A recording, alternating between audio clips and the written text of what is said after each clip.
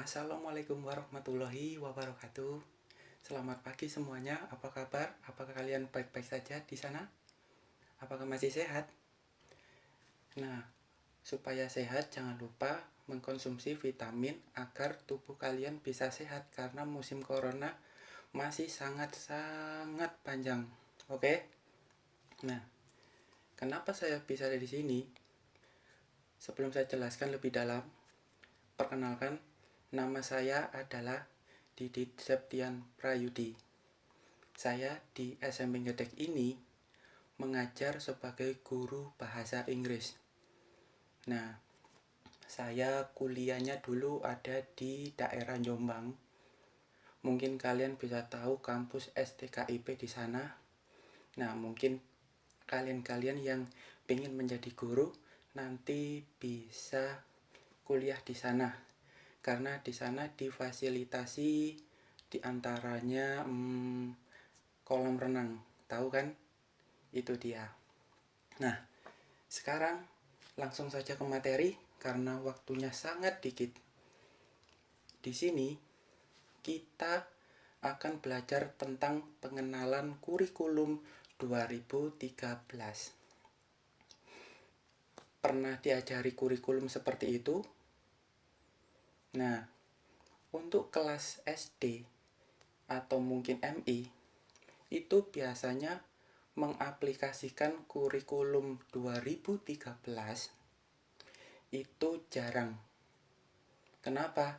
Karena 2013 ini di kurikulumnya, nah, kalian akan dituntut untuk berekspresi, kemudian beride tinggi, dan mahir dalam berbicara.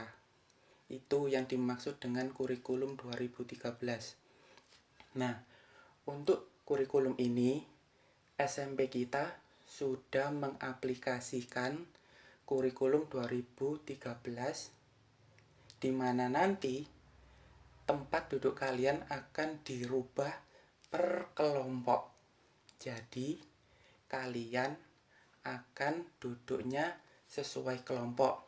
Ya, mungkin bisa dibayangkan seperti kelas anak TK. Nah, itu salah satu teknik tempat duduk atau format tempat duduk dari kurikulum 2013. Mungkin kalian sudah paham.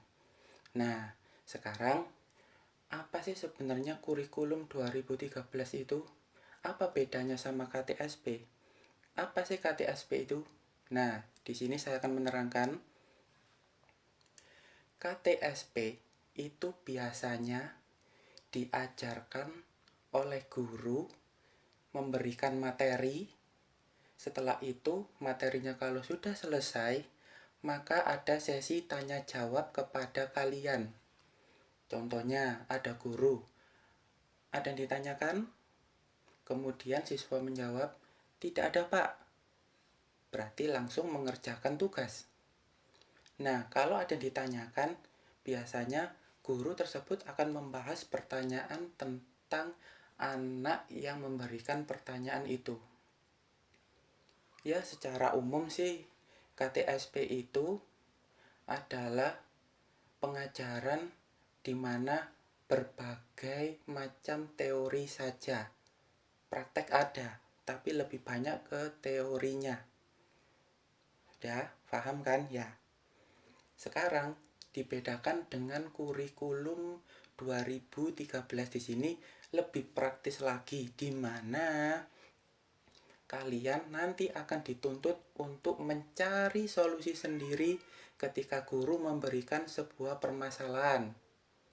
Nah, tadi yang sudah saya jelaskan tentang masalah tempat duduk atau tempat duduk yang dibuat grup itu nanti biasanya terdiri dari 6 kelompok. Itu. Nah, terus cara mengajarnya bagaimana kurikulum 2013? Ya, seperti anak TK pada umumnya. Jadi nanti guru akan mengajarkan tentang beberapa bab di mana nanti dengan menggunakan metode-metode yang sangat menarik. Nah, mungkin dari kalian pernah diajarkan guru seperti itu di SD-nya masing-masing atau mungkin di MI-nya masing-masing. Nah, setelah itu guru nanti ketika mengajar menggunakan kurikulum tersebut biasanya ada sapa kepada muridnya, kemudian mengabsensi muridnya. Setelah itu membincang-bincangkan tentang topik yang akan dibahas kepada siswa-siswinya. Setelah itu masuk ke materi. Setelah masuk ke materi, guru akan menerangkan materi tersebut dengan teknik tertentu. Nah, biasanya teknik yang digunakan itu adalah teknik di mana lebih menarik. Contoh, untuk saya yang bahasa Inggris, di sini saya akan menjelaskan tentang bagaimana cara kita membuat kalimat dalam bentuk bahasa Inggris. Nah, biasanya kalau membuat kalimat bahasa Inggris itu ada dua versi. Ada yang nominal, ada yang verbal. Saya ulangi, ada nominal dan ada yang verbal. Dan yang paling umum digunakan itu biasanya menggunakan kalimat nominal ini. Jadi, kalau di bahasa Inggris itu nanti membuat kalimat yang nominal itu nanti ada rumusnya. Begitu juga dengan kalimat verbal juga ada rumusnya. Dan biasanya kalimat nominal ini dibutuhkan yang namanya to be. Nah, bagaimana cara kita mengajar dengan menggunakan kurikulum 2013 halnya seperti ini. Saya akan menggunakan teknik yang mudah diingat. Nah, pernah dengar yang namanya to be?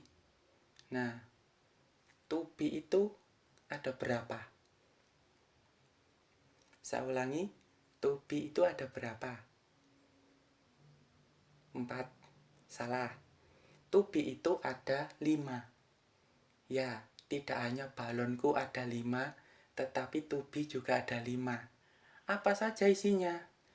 Is, am, are, was, were. Saya ulangi. Is, am, are, was, were. Jadi seperti ini tulisannya. Ini yang disebut sebagai to be. Ada 5. Bagaimana cara menghafalnya? Sangat mudah. Seumpama tangan saya ini 5. Kita bagi menjadi 2 bagian. Maka tangannya nanti seperti ini. Nah, seperti ini. 3 ini disebut present dan 2 ini disebut past. Present adalah kalimat yang digunakan pada masa sekarang. Sedangkan past itu adalah kalimat yang digunakan pada masa lampau. Nah, Pak, bagaimana cara menghafal to be-nya? Sangat mudah.